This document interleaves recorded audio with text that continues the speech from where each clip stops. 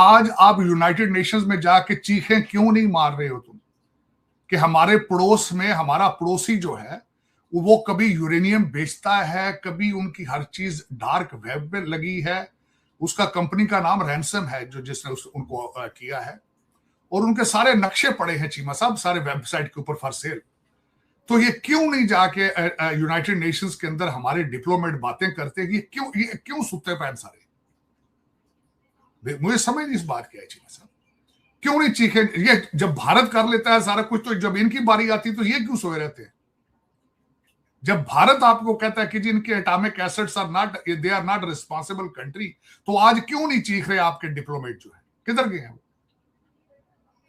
अभी तक उन्होंने एटॉमिक एनर्जी को उनके सामने क्यों नहीं आके अभी तक पेश हुए कि हमारे पड़ोस के अंदर उनके एटॉमिक एसेट्स आर, उनके नक्शे फॉर सेल पड़े? क्यों नहीं खड़े हुए चीमा साहब अभी जाके इंटरनेशनल एटॉमिक एजेंसी के बाहर? आपका अभी तक डिप्लोमेट क्यों नहीं पहुंचा वहां पे? अभी तक क्यों नहीं गया वहां?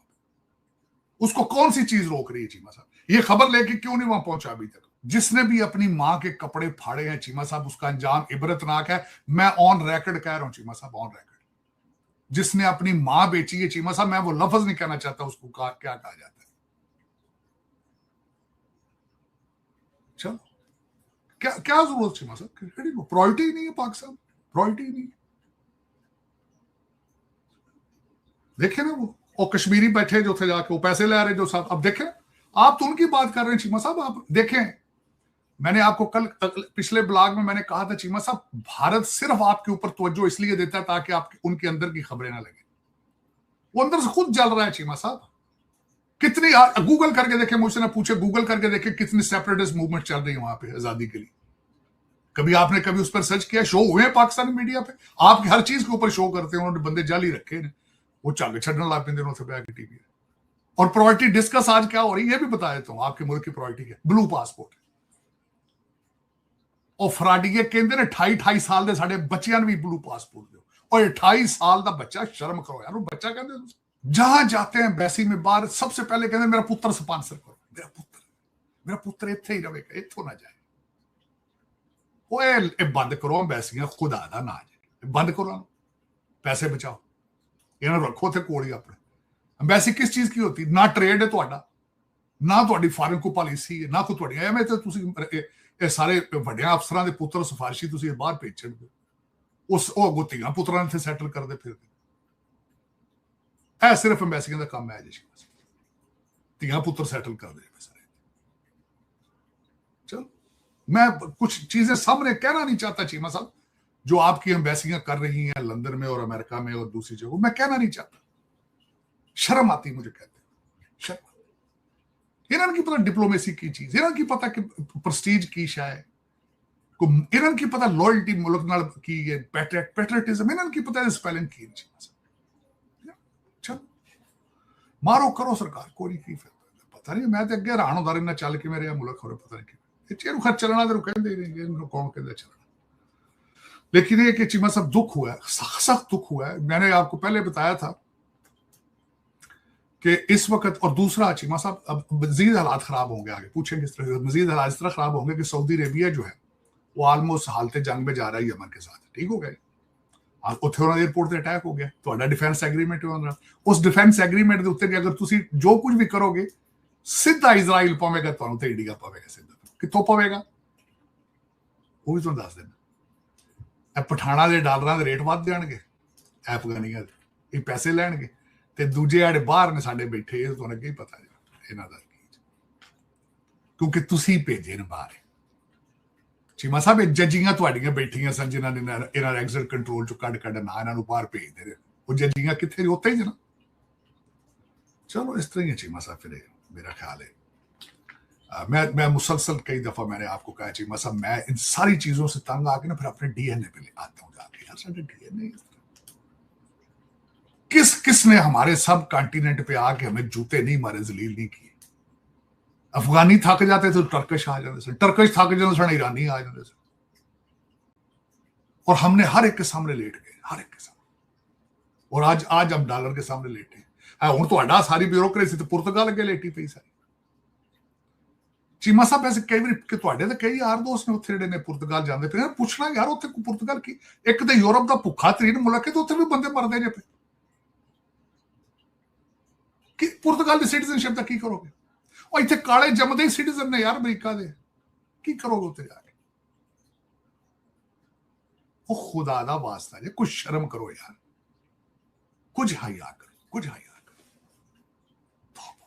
तो चलो सख्त दुख हुआ है चीमा साहब। आज वो जो मैंने अकाउंट्स कमेटी का पढ़ा है, सख्त दुख अफसोस हुआ है, और किसी को कोई परेशानी नहीं पा सकती, कोई परेशानी। तार साहब जो भी है तकलीफ दे बातें तो फिर समटाइम्स होती है ना। अब 10 अरब का पूरी पीआईए बिकी है और जिन्होंने खरीदी है उनको 14 अरब के साथ से मिल गए। यानी कि आप ये आज की खबर है शहबाज राणा की एक्सप्रेस ट्रिब्यून की कि 10 अरब दिता है, एलो भाएं 10 अरब रुपया ਤੁਹਾਡੇ ਅਕਾਊਂਟ 'ਚ ਜਮਾ ਕਰਾਇਆ, 14 ਦੇ ਦਿਓ। ਉਹਨਾਂ ਕਿਹਾ ਜੀ ਇਹ 14 ਅਰਬ ਦੀ ਅੱਗੇ ਪ੍ਰਾਪਰਟੀਆਂ ਜਨਾਬ ਦੀਆਂ ਨੇ, ਇਹ ਤੁਹਾਡੇ ਖਾਤੇ ਆ ਗਏ। ਆ ਜੇ ਫਿਰ ਗੱਲਾਂ ਕਰਦੇ ਨੇ ਸਾਲੇ ਭਣੂਜੇ ਕੋਈ ਨਾ ਕਹੋ, ਸਾਲੇ ਨੇ ਭਣੂਜੇ ਦੀ ਹੈਲਪ ਕਰ ਲਈ, ਕੀ ਫਰਕ ਪੈਂਦਾ? ਕਹਿੰਦੇ ਕੋਈ ਗੱਲ ਨਹੀਂ ਯਾਰ, ਆਪਣੀ ਘਰ ਦੀ ਗੱਲ ਹੈ ਯਾਰ, ਕੀ ਗੱਲ, कोई कैसी गल, पैसे गए ना भैन की फर्क पैदा? पुर्तगाल कागज माल्टा दे ले कागज भैन उत्थे पैसे उत्थे रखा होया। इस्लामी जमहूरिया पाकिस्तान के अंदर पानी दुध का खालस गिलास नहीं लगता। चीमा सब्जी बेचने वाला वो भी फराडी है, मजदूर है वो भी फराडी है, हर बंदे दूसरा फराडी। इस्लामी जमहूरिया पाकिस्तान में पानी का गिलास नहीं मिलता खालस। ये डॉक्टर साहब को ये थोड़ी कोटेशन है। दवाई लैन जाओ तो तुसी खा के मर जाते हो, दवाई ना खाओ ठीक।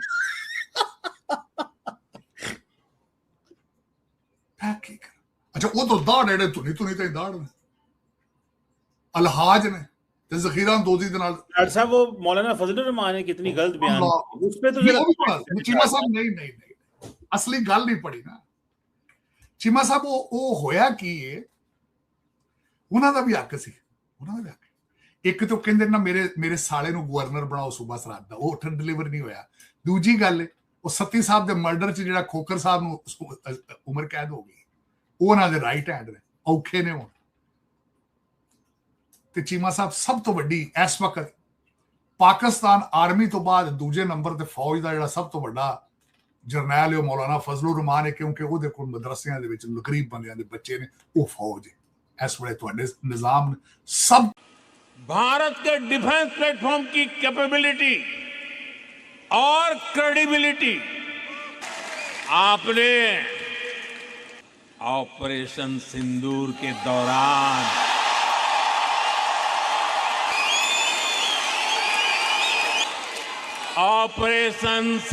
के दौरान डेमो तो देख ही लिया होगा।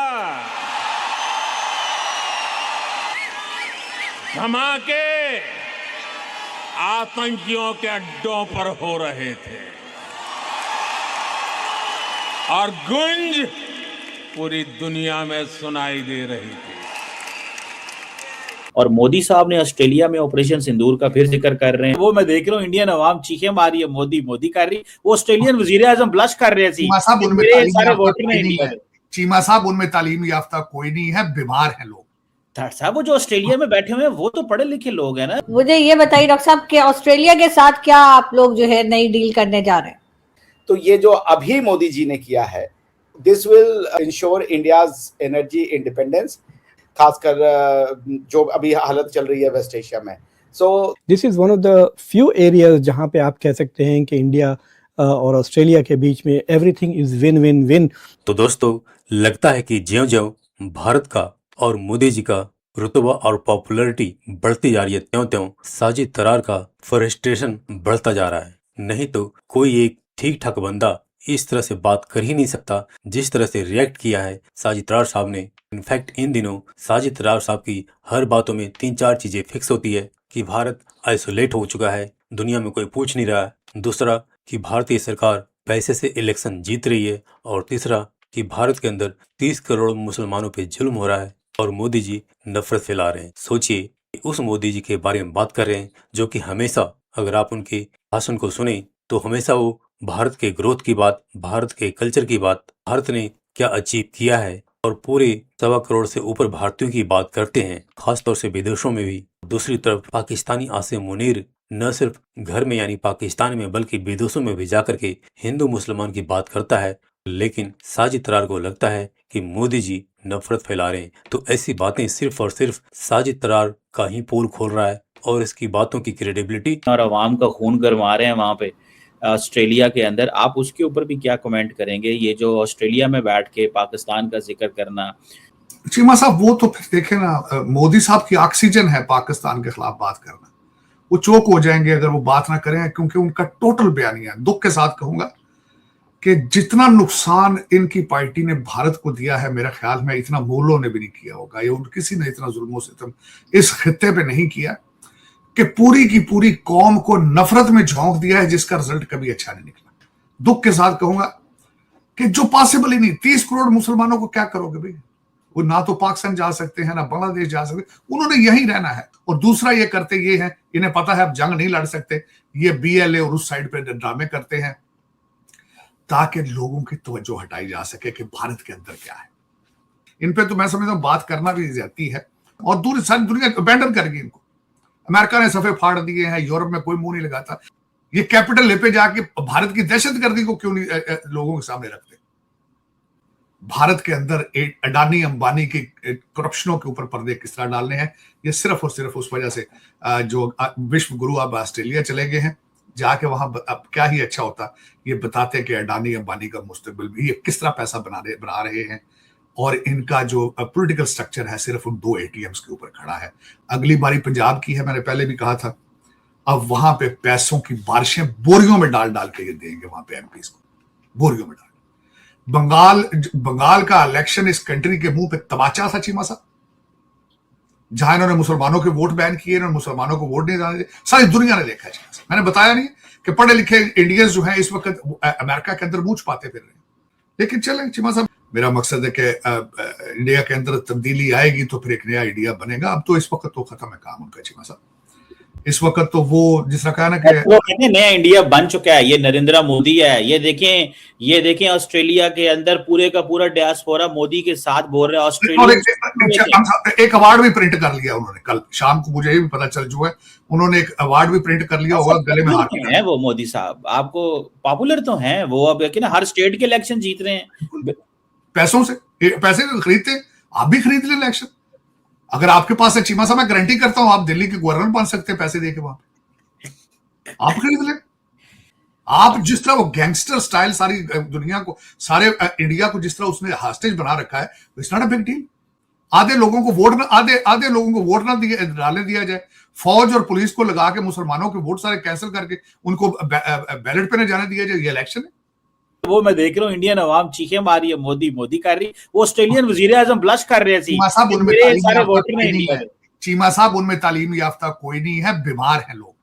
साहब वो जो ऑस्ट्रेलिया में बैठे हुए हैं वो तो पढ़े लिखे लोग हैं ना, जॉब्स कर रहे हैं। पढ़ा लिखा बीमार नहीं हो सकता चीमा साहब। ये तो बदनसीबी, उस पूरे रीजन की बदनसीबी है जो कुछ वहां पे हो रहा है, पूरे रीजन की।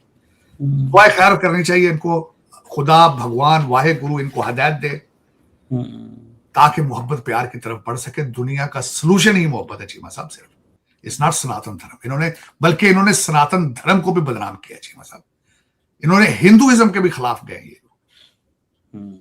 इसने उसके हिंदू मजहब के अंदर तो चीमा साहब वायलेंस है ही नहीं है ना। वो तो देखे ना, मैं मिसाल देना चाहता हूँ, जितनी वहां पे मूवमेंटें चली भारत के अंदर सियासी, सारी नॉन वायलेंस थी। आप कहते हैं डायलॉग, और रिटायर डिप्लोमेट ने उनके साइन करने से वो नफरतें खत्म हो जाएंगी? Absolutely not. मुझे ये बताइए डॉक्टर साहब कि ऑस्ट्रेलिया के साथ क्या आप लोग जो है नई डील करने जा रहे हैं? देखिए, ऑस्ट्रेलिया के साथ वैसे तो बहुत सारे डील्स हो रहे हैं, मगर जिस डील की आप बात कर रही हैं वो शायद यूरेनियम जो एनर्जी के लिए यूरेनियम डील है। तो ये जो अभी मोदी जी ने किया है, ये 2014 वाले ऑस्ट्रेलिया के साथ जो हमारे एग्रीमेंट था उसका फाइनल फ्रेमवर्क है। यानी अब रियल यूरेनियम ट्रांसफर शुरू हो जाएगा, क्योंकि जो भी एडमिनिस्ट्रेटिव और कमर्शियल हर्डल्स थे उनको मोदी जी ने सॉर्ट आउट कर दिया है।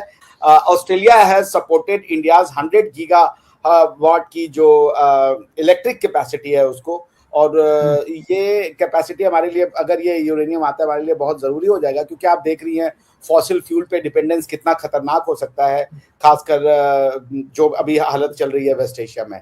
So this will ensure India's energy independence.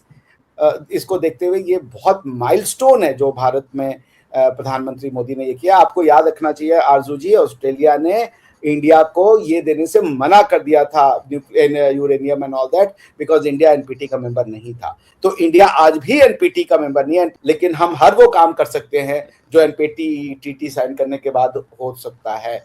जबकि आपने भी न्यूक्लियर वेपन का टेस्ट किया था, आपके ऊपर ऐसी कोई भी एक्सेप्शन देने को कोई देश तैयार नहीं है। This shows world has lots of faith in India's atomic program and atomic